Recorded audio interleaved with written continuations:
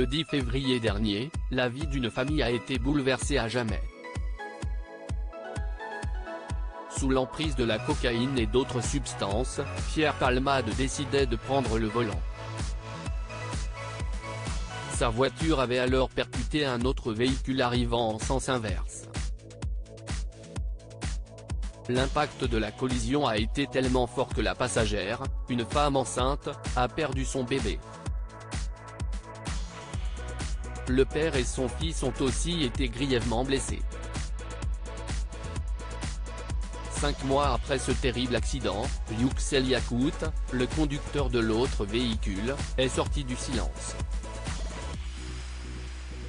Au micro de nos confrères de BFM Télévision, le père de famille, qui a subi 6 opérations, a livré un triste témoignage sur leur quotidien depuis ce drame. Ils souffrent tous de très graves séquelles, physiques et psychologiques, y compris l'enfant âgé de 6 ans. Devrim, l'enfant victime de l'accident de Pierre Palmade @BFM Télévision. Il ne parle plus à personne. Il va sans dire que l'accident provoqué par l'humoriste de 55 ans n'a pas été sans conséquences. Les 3 victimes ont vécu un vrai calvaire pendant des mois. Malheureusement, ils ne sont pas au bout de leur peine. Pour rappel, Devrim a été défiguré après avoir eu la mâchoire brisée. Selon les informations relayées, le petit garçon avait des difficultés à parler, boire et s'alimenter. Tout laisse à penser que l'enfant est loin d'être sorti d'affaire. Yüksel Yakut a en effet donné des nouvelles peu rassurantes sur l'état de santé de Devrim.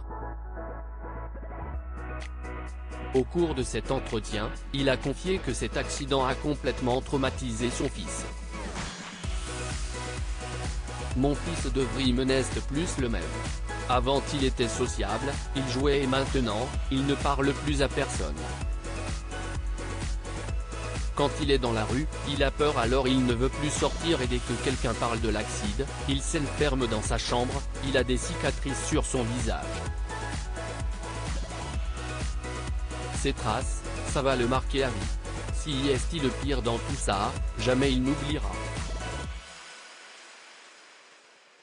Yüksel Yakut dénonce la remise en liberté de Pierre Palmade. Selon les propos du père de famille, celui qui a été filmé en boîte de nuit bénéficie d'un traitement de faveur. Yüksel Yakut en est persuadé.